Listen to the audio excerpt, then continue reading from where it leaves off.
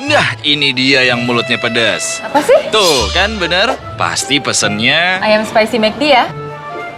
cocok nih sama yang gila pedas kayak... Mas, siapa namanya? Kak, hot banget nih. Kayak yang itu tuh. Oh, Eda. Sukanya paha. Loh, kok dada? McDelivery. Weda emang gak ketebak ya? Kirain pendiam. Tahu nggak sih tetangga sebelah yang ganteng itu? Bagus banget. Taunya... Dion kan? Tuh, Gary juga salah nebak kan? Sampai ketemu. Kemarin habis nganter pulang, kirain Weda suka. Taunya suka sama yang lain.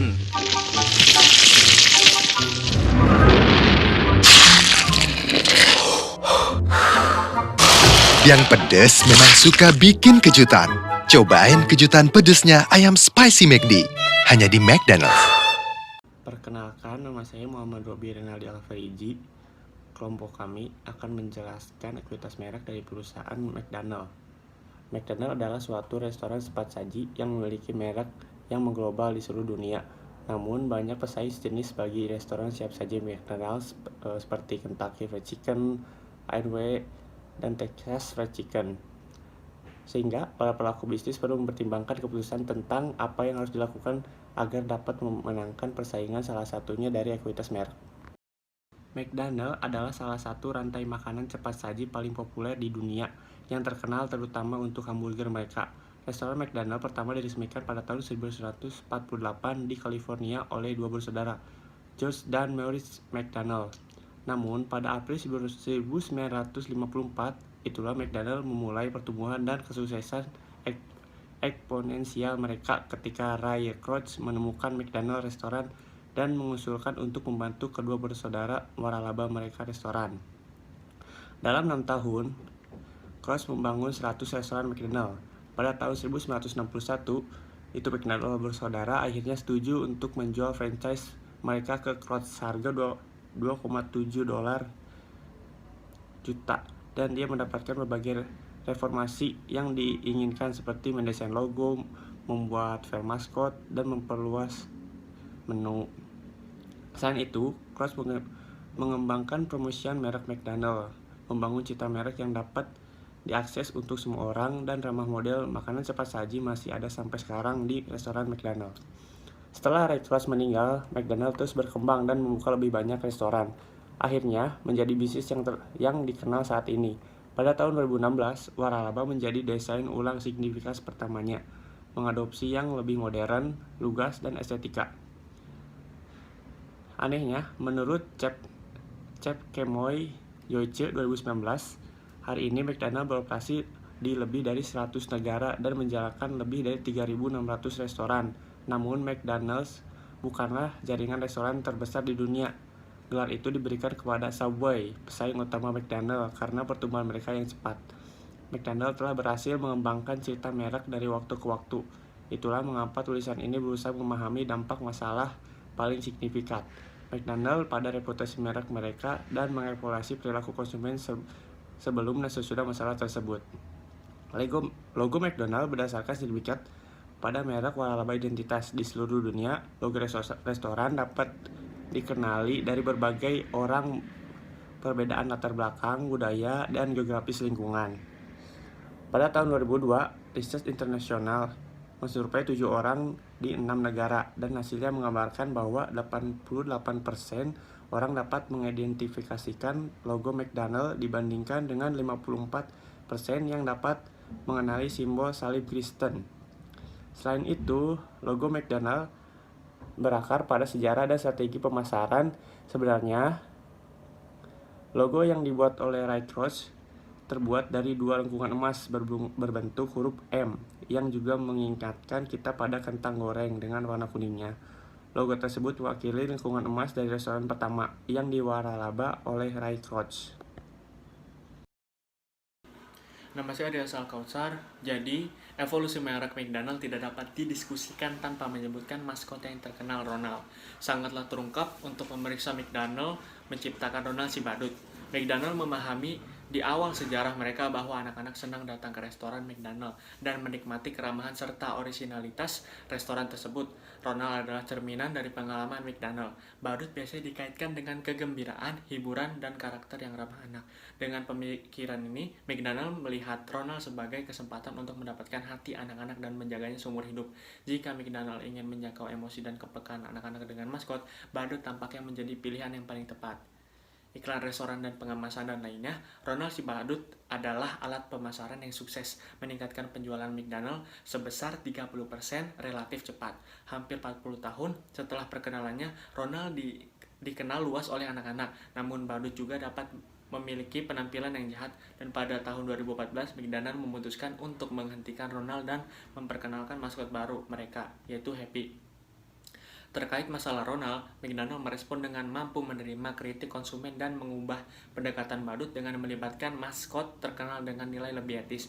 Menarik untuk dicatat bahwa McDonald tiba-tiba mengesampingkan Ronald, tetapi memutuskan untuk menerapkannya dalam tindakan yang lebih bermoral. Memangsa anak muda Amerika bukanlah satu-satunya kritik yang dihadapi waralaba McDonald.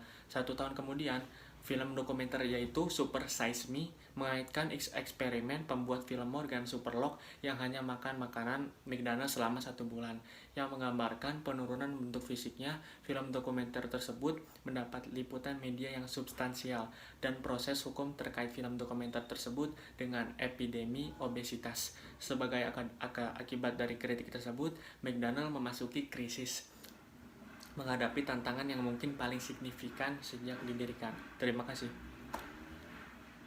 Perkenalkan, nama saya Indah. Selanjutnya ada McDonald is going green, yaitu menanggapi pernyataan Surgeon General tahun 2003 tentang epidemi obesitas dan undang-undang yang sah tentang kesehatan produk mereka. Maka mereka mulai bekerja untuk menaikkan tingkat gizi pada makanan mereka.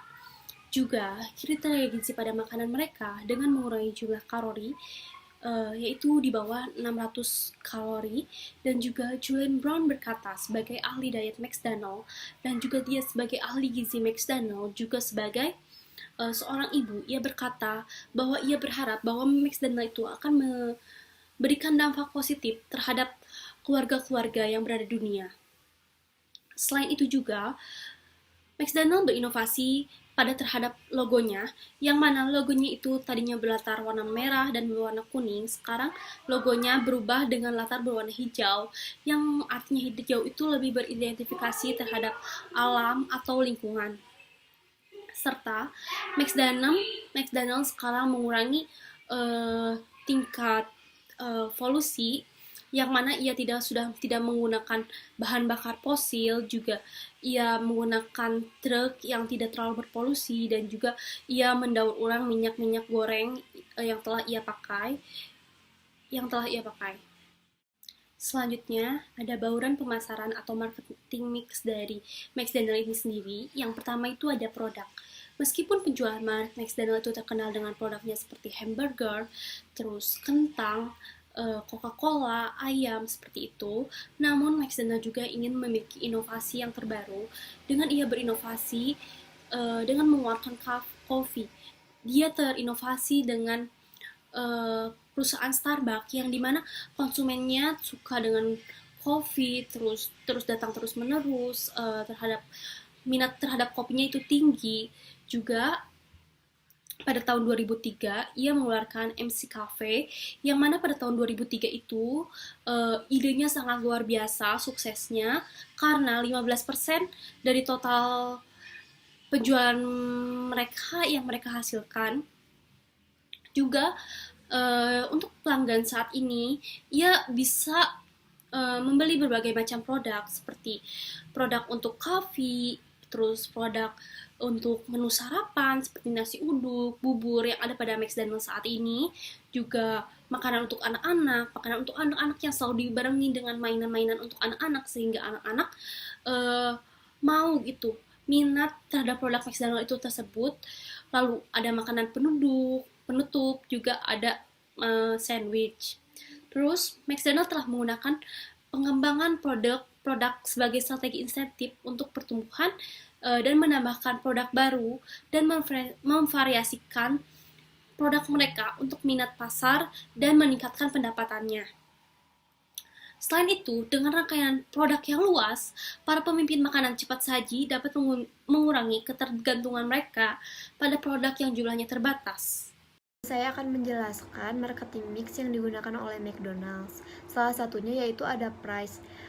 Jadi sejak awal McDonald's selalu menawarkan pelayanan dan pengalaman dengan biaya yang terjangkau. Dengan menjaga harga tetap rendah, McDonald's selalu mempertahankan komitmen mereknya untuk dapat diakses oleh semua orang dengan tidak melihat status sosial, usia maupun posisi. Lalu selanjutnya ada place. Lokasi toko merupakan elemen kunci kesuksesan McDonald's. Waralaba dapat ditemukan di seluruh dunia. Ada 35.000 cabang restoran McDonald's dan 90% diantaranya adalah waralaba yang dimiliki oleh korporat McDonald's. Rantai makanan cepat saji menciptakan model waralaba yang unik. Faktanya, McDonald's memiliki tanah untuk dijadikan lokasi restoran mereka sendiri, dan McDonald's menawarkannya kepada penerima waralaba. Dengan kata lain, file mayoritas pendapatan McDonald's berasal dari sewa. Menurut McDonald, dengan mengidentifikasi mitra yang strategis akan mempercepat pertumbuhan dan skala di berbagai pasar, dan McDonald juga akan mendorong inovasi yang lebih relevan dengan pelanggan dan komunitas yang mereka layani. Dengan mempertahankan model waralaba seperti ini, McDonald dapat mempertahankan kontrol ketat atas toko mereka. Lokasi untuk memastikannya terlihat, dapat diakses, dan dapat diberi jarak antara kota dan antar negara. McDonald juga menawarkan layanan drive-thru yang memungkinkan pelanggan memesan menu tanpa harus keluar dari mobil mereka sendiri. Perkenalkan, nama saya Vira. Di sini saya akan menjelaskan video tentang kesimpulan.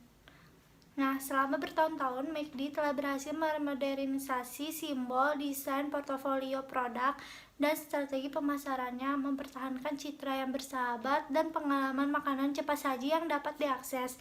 Singkatnya, prinsip dan penekanan McD pada pengalaman tidak berubah sejak penciptaan restoran pertama. Merek ini mampu membangun kesuksesannya selama bertahun-tahun dengan menanggapi kritik konsumen dan beradaptasi dengan kebutuhan generasi baru konsumen. Selain itu, McD memperluas restorannya ke seluruh dunia tanpa kehilangan kendali mutu dalam manajemen waralaba yang ketat. Perluasan restoran memungkinkan merek tersebut dikenal di seluruh dunia dan komitmen terhadap aksesibilitas dipertahankan dengan layanan cepat, drive-thru, dan sistem pengiriman yang lebih modern. Selama bertahun-tahun, McD telah banyak dikritik memaksa merek untuk berkembang dan meningkatkan citranya melalui perubahan yang konstan secara terus-menerus. Saran dari kelompok kami untuk McD yaitu McDonald harus melanjutkan strategi baru ini dalam melawan krisis obesitas melalui pendekatan yang bertanggung jawab. Yang kedua, McD harus meningkatkan perhatian mereka kepada konsekuensi etis dari setiap aktivitas periklanan dan komersial untuk menghindari duplikasi kesalahan yang dibuat di masa lalu. Yang ketiga, selain itu, McD harus mengambil resiko untuk mengubah resep klasik menu mereka untuk meningkatkan manfaat nutrisinya secara keseluruhan. Yang keempat, McD dapat menerapkan desain arsitektur baru yang lebih berkelanjutan dari restoran McCafe yang lebih berkelanjutan dengan panel surya, tanaman, dan lain-lain. Dan yang terakhir, McD dapat mengusulkan manfaat kepada pewaralaba baru, manfaat yang menguntungkan untuk mendorong lebih banyak orang membuka restoran baru dan dengan demikian meningkatkan jumlah waralaba dan visibilitas merek.